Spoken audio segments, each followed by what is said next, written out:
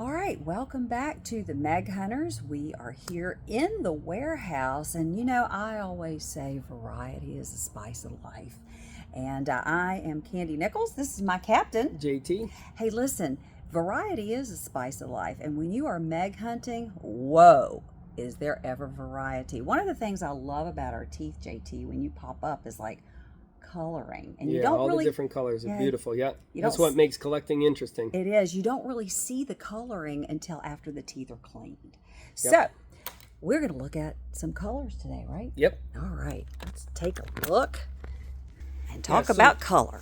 Yeah, so I got a selection of different colored teeth, and just gonna go over how they get their colors and why they take on the colors that they have on. So usually the tooth takes on the color of the sediment that it's mineralized in. And so the two most common colors are tan and gray.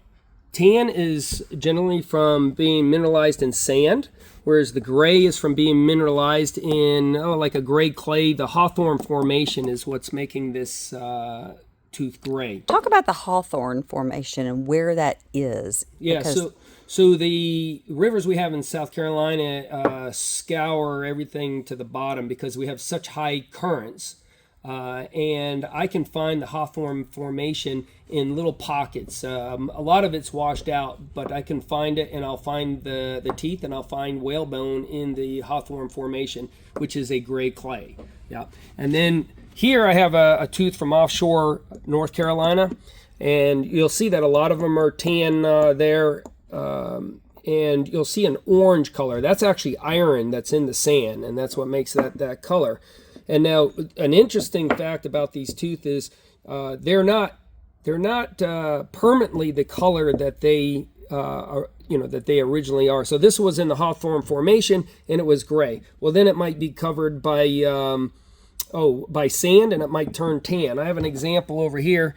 This is a Megalodon tooth that's part like a rusty brown red and black. I found this tooth sticking out of the bank, and so you can see on this side this was exposed to the water, and then it was stunk in the bank like this. This is all orange here, and then you can see where the black starts.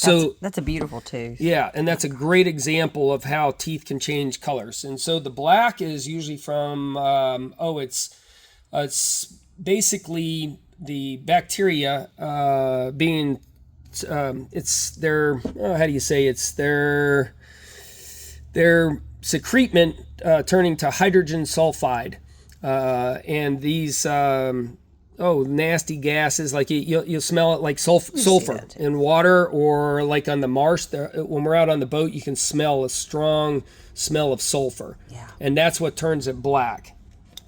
Yeah, beautiful. And what turns these teeth this reddish brown is tannin.